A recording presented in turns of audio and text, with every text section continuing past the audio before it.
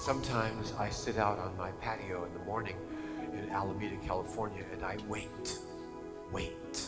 for that moment when I suddenly feel it in my eye, that wonderful sun, and I can see enough light to see that sunrise. I can see these spotlights up here. I can see enough to see that sunrise, and so it's a good text for me because that's one of the few things that I can see. Lift up your eyes.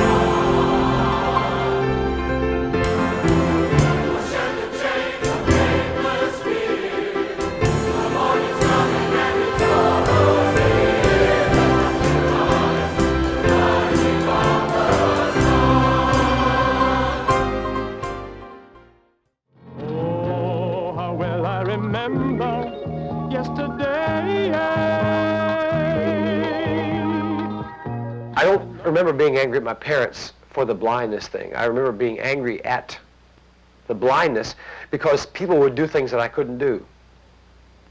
I still have dreams of being able to go for limitless amounts of time, riding down the street on a bicycle. I've got to say, on a day like today, it's a great, great day just to be alone. There was a time when I guess I was very bitter about blindness, but not anymore.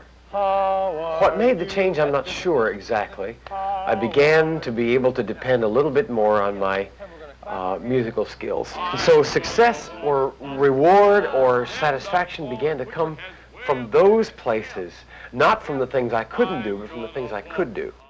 I want you to sing right after I sing, okay? Okay? My name is Steve. My name is Steve. Here we go. My name is Steve. Okay. I like to walk. I like to walk. I like to talk. Okay, what else do you like to do?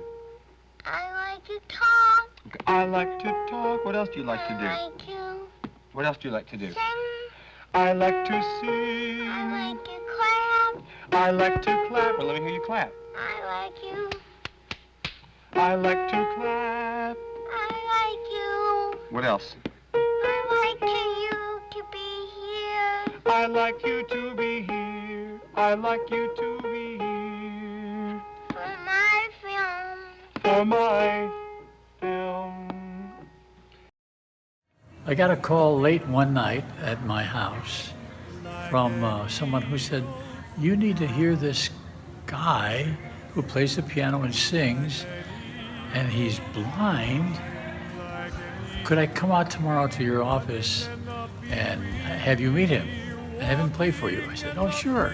And so the next day he came to Word, and then he sat down and played, and I began to cry. And I thought to myself, come on, Kurt, you're a big boy. You don't have to do that. And then I went out in the hallway and I called some of the other executives at Word in. I remember Gerald McCracken came in and some of the others, and they reacted the same way to Ken's playing. And that started the whole thing, and oh man, I've been through lots of things with this person, I can tell you that. So those are some of the things I remember. And of course, it's fun to watch him work. And the thing that I really like about him is through all these years, he's remained his creativity, and he sings very, very well. All these things that are so important that make him who he is are very special. Ken and I first met in the Opryland Auditorium in Nashville, Tennessee during the mid-70s. Ken playing and singing, and I was conducting for a huge Christian youth rally. I was immediately struck by his enormous talent as a singer, a pianist, and an on-the-spot composer. We later teamed up many times for the Robert Schuller's Crystal Cathedral and the televised Hour of Power. It was always an inspiration and an honor to conduct the choir as we joined with Ken as his backup singers. We also loved singing his choral compositions, especially the great anthem, "Listen to Your Children Pray." Ken also composed an incredibly meaningful song for my wife Sue and me when we were married. Ken's masterful pianistic abilities, his beautiful tenor voice, his compositional talents, his deep passion, and his devout Christian commitment are unequaled. Listen to your children, listen, Lord. Listen to your children pray. I'm delighted to have the privilege to say a word about my friend Ken Medema. Let me tell you when we met. His wife, Jane Medema, was a student in my class at Union Theological Seminary in 1976. It was the early part of the semester. I was describing to the students what the call to ministry could be like. And I had sort of come down to the point where I was saying, hey, Moses, for an example, had this experience of a bush burning and calling him by name, etc. And so I was trying my best to describe what that call was like. But on that day, Jane's husband had come to the class with her. And at the end of my effort to describe the call of Moses, this fellow said, sir, I think I could explain what that means. And it just so happens that in that classroom, there was a piano. So somebody helped Ken get to the piano, and he sat down, and this is what he did. And started singing, "Oh, Moses, way back there in the wilderness." Way back there in the wilderness. It blew my mind. I had never met Ken Medema. I get to meet him in my classroom where he takes over my class. And so now Forbes has tried to tell you what the call is like, but I want to tell you in music what the call of Moses is like. Of course, in the archives will be found Moses, Words of Music by Ken Medema. And what a piece of music it is. That's Ken. The next thing I want to mention about Ken is Ken was also what I call a musical midwife. Yeah, that's it. A meutic. Oh, wherever Ken Medema's music is, there's life. There's hope. And tell truth, it's going to be a whole lot of joy. Oh, how blessed is the institution that is a repository of the rich resources of that man's mind and spirit. I met Ken shortly after I graduated from seminary in 1980. He was first introduced to me as the only person besides myself that a mutual friend of ours knew as a person who personally ground their own coffee every morning. Anyone knows Ken knows that he loves his coffee. My second memory of Ken was when our San Francisco church's music director asked him to play a new song for me. Bob said, "Tom is really going to love this song." The song was Kingdom in the Streets, and Bob was right. I loved it. Yes, it's a long night, and the prince is in the streets tonight. There's a sense in which it transformed my life. It was that song that started the two of us on an intermittent road of collaborative work that has lasted for nearly 40 years. It began when I accompanied Ken to Los Angeles for the mixing sessions for Kingdom in the Streets, followed by my shooting the cover for that album on Haight Street, just around the corner from our house in San Francisco. Along the way, I had the great good fortune to produce 11 albums with Ken, beginning with Songs from a Long Winter's Night in 1982, and ending this past year with the soundtrack for my documentary film Raven Awakens. This past year, after we had not worked together for a very long time, I sent out an urgent SOS to Ken for help on a soundtrack for my film. He instantly and enthusiastically volunteered, and when we got back in the studio together after over 20 years apart, it was like no time had passed. And that's Ken.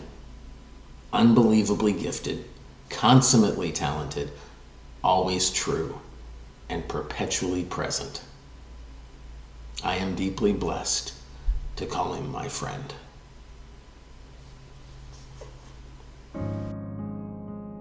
Do you realize we've been friends for almost 40 years? Now this can prove that you have aged well, and I have just aged. But during those 40 years, we've had a lot of fun, haven't we? I'll never forget the time you said, "Hey, I have to sing in Hawaii. I'd like to go surfing." And I said, "Okay, I hope you can do it." And I bought a ticket secretly and sat behind you on the plane, and then we made quite a disturbance when you realized that I was there. And then I got you to Hawaii, and would you believe you actually surfed?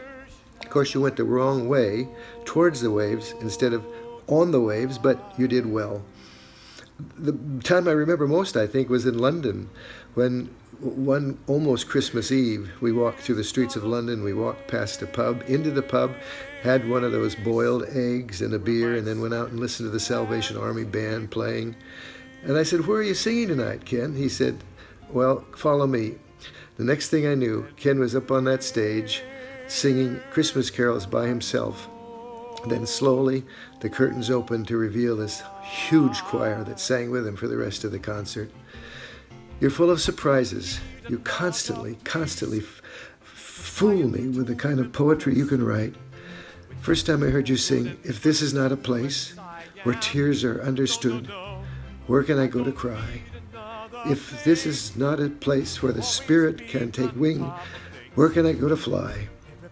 I was pastoring a church downtown, and I was miserable. And you sang that song to about 800 people in the church that Sunday night, and what a blessing you were. Maybe the happiest memory I have is when I was speaking for a banquet at Fuller Seminary for the faculty and staff and students, and I described a friendship I had with Jim Morgan, one of the young professors who had just died, who came to me every morning about 10 o'clock and said, "Hey Mel, it's time for coffee." And I'd say, "No, I'm grading papers. I don't have enough time for coffee." He said, "Come on, Mel, come on." He finally convinced me. And one day, after he died, I realized those coffee times were so important to me. When I finished the speech, you got up and sang, "It's 10 a.m., it's coffee time again. So from here till quarter after, it's a time for love and laughter. Hello, friend, it's coffee time again." I don't know if you've blessed as many people as you have blessed me, but thank you, man. My memories will always be happy and grateful. So this is about what Ken and I did together. We called it Let Justice Roll. Here's the poster. These are all over the place. And so this is me, Jim Wallace, and Ken Medema. And we traveled together. And I'd preach, and Ken would sing. I would tell a little story, part of a sermon, and he would compose a song in response to what I had said, or the moments, or the people who were there. And it was an amazing time. City after city, night after night, we would bring people together in all of these towns and very diverse groups of people. And it was really wonderful. I miss it to this day. We would talk about how to live your faith, how to make your faith count, how your faith can make a difference in the world. We would sing and live and act our way to justice. That's what faith can do.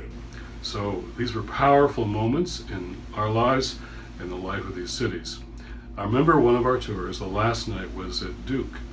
And so there we are in the Duke Chapel, this very classic Gothic place. We filled the place, a wonderful night. And after we're done, we went out for a burger and came back. And I remember we all began to sing. Beverly sang The Holy City. Beverly has a wonderful voice. Beverly Van Millen, if we didn't have her on the team, we never got to the next city. And she ran the whole thing and sort of told us what we should do. I missed that terribly. Ken did Gregorian chants. And I decided to sing a song that I had sung, my only solo in my life, at the spring concert in my high school. I was in the choir. I sang Maria. I just met a girl named Maria. Now imagine the Holy City, Gregorian chant, and Maria all echoing throughout Duke Chapel. It was, of course, just beautiful. Then we moved the equipment outside. I was carrying Ken's keyboard, and on the steps of the chapel is this kid. It's midnight. He's stoned out of his mind. And he says, "Was that you guys in there?" I said, "Yeah, that was us." He said, "Wow, I thought it was monks on speed. Monks on speed." Well, Ken and I kind of liked that, and he sang a song about it. I think he wrote a song. I have never experienced the creativity in a musician like Ken Medema, how he could take what was happening in the world, what I was preaching, what was in the minds and hearts of those people, and put it to music. And it was an amazing time of art and faith and action, because we called people to action. Let justice roll. We were trying to roll down like waters, like Amos said, and justice like an ever-flowing stream. Thanks, Ken, Beverly. I miss those nights, those days, those weeks terribly, and I'm thrilled to have been a part of this with you. Let justice roll. We were in Jos, Nigeria. Nigeria, Yep. Mm-hmm. and I've gone on a number of trips to Nigeria, but this one was the best. We gave away wheelchairs. You had a concert at all of our locations, and we were in the city of Wasay, and we were hosted by the Emir of Wasay, and before the Emir came, it was like out of National Geographics. These horses that were decorated, the riders that were decorated, and they come not marching, charging into the courtyard of the palace. And then we went in, and actually you sang there as well. Yes. And one of the Emir's leaders was moved to tears. We have come with the gift of the wheelchair. We have come with the gift of a song. We are sisters and brothers gathered together, and may peace live among us oh so long. No, no, no, no. When Ken Medema called and asked me to be part of Interlude, I never even hesitated. Part of it was because of my appreciation of his work, but I loved the vision that musicians in mid-career would have a chance to come, to rest, to renew themselves, and to find a way to return and remember their original call in music.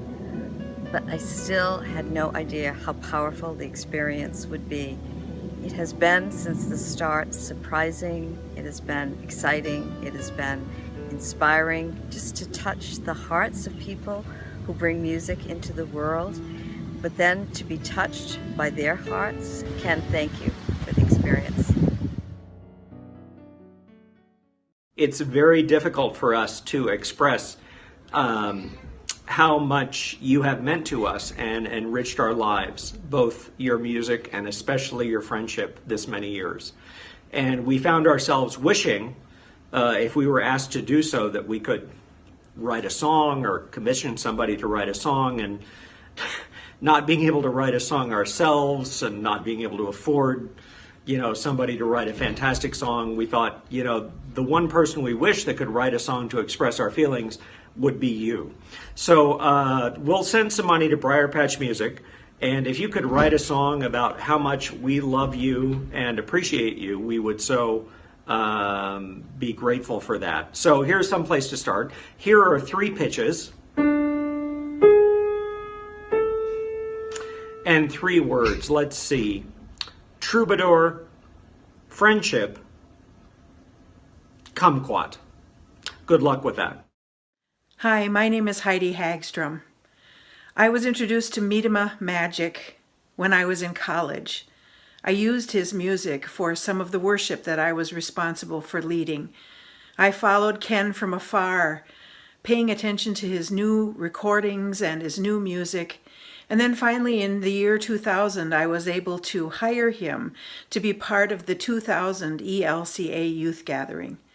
At the time, we had a germ of an idea, and Ken was able to help us out of his generosity and out of his deep wisdom to put flesh on our germ of an idea, and we created something that was quite special. Ken, you created a killer song also. And then Ken, over the years, became a Lutheran rock star because of his participation in the youth gatherings. Do you remember when you even came down a zip line at the Georgia Dome? And people bought it. People thought you really did it.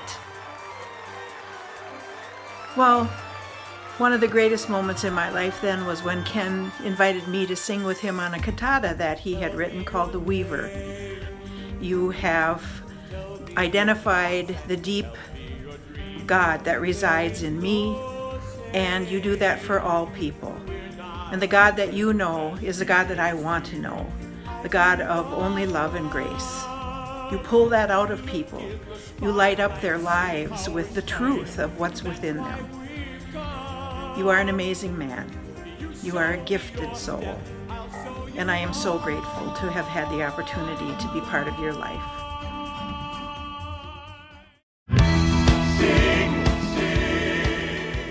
I'm Robert Reister, and as owner and chief engineer of Fast Tracks Recording Studio, I've had the pleasure of working with Ken Medema on many of his CDs over the last 30 years. Ken is a consummate professional whose extraordinary talents and gifts are only superseded by his generosity and kindness. I can remember many years ago, Ken, you wanted your daughter to experience what went into making a professional recording, so you flew her out here for a few days while we were working on one of your CDs. After a morning of tracking, we wanted some lunch, and I thought it'd be kind of fun if we took the Corvette. So I popped the top out, and the three of us piled in. Now, since there's only 2 seats, your daughter Rachel had to sit on your lap.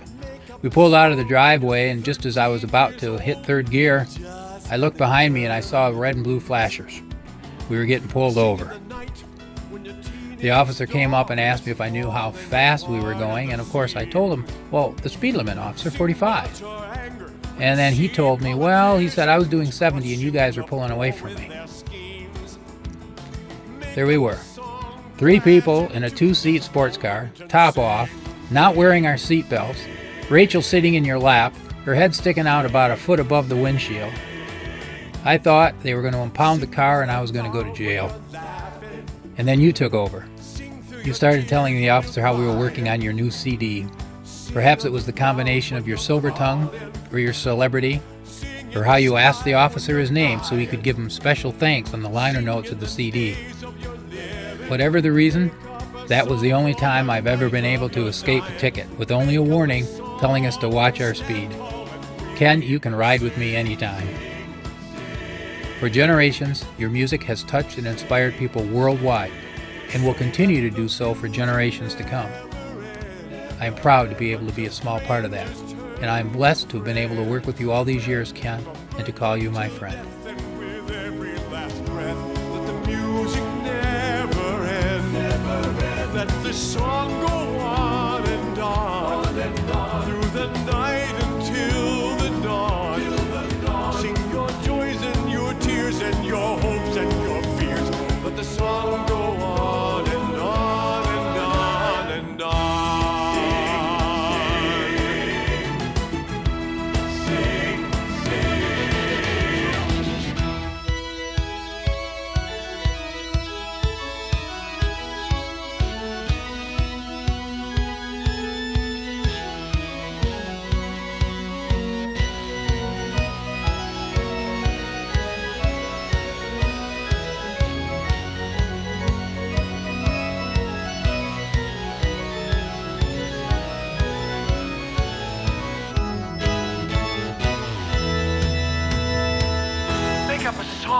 When you realize at last the church that you love won't survive. Make up a song when you wake one more day and you're glad that you're simply alive. Sing when your family has made it through the rain and you're watching your grandchildren thrive. Make up a song, get yourself together and sing.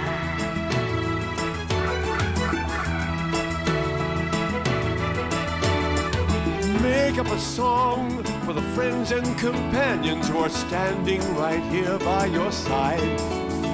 For the questions you have not yet answered, for the things that you have not yet tried.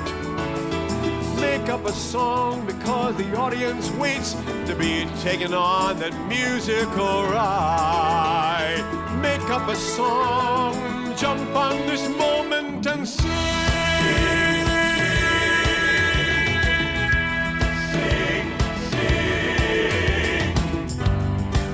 Right out loud when you're laughing. Sing through your tears when you're crying.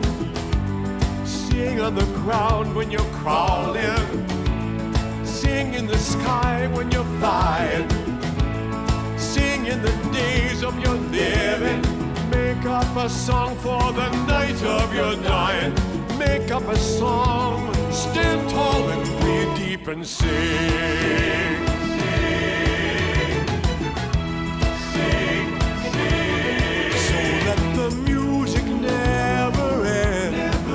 Until strangers turn to friends. From birth until death and with every last breath. Let the music never end. Let the song go on and on. Through the night until the dawn. Sing your joys and your tears and your hopes and your fears. Let the song go on and on and on. Let the song go on and on and on. Let the song go on and on and on. Let the song go on and on and on. Hallelujah. Sing. Hallelujah. Sing. Hallelujah.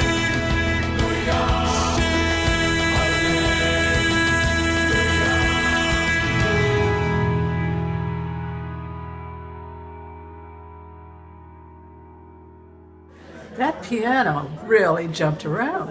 It was flaming hot. I'm sure it'll take 24 hours for it to cool down. What a performer.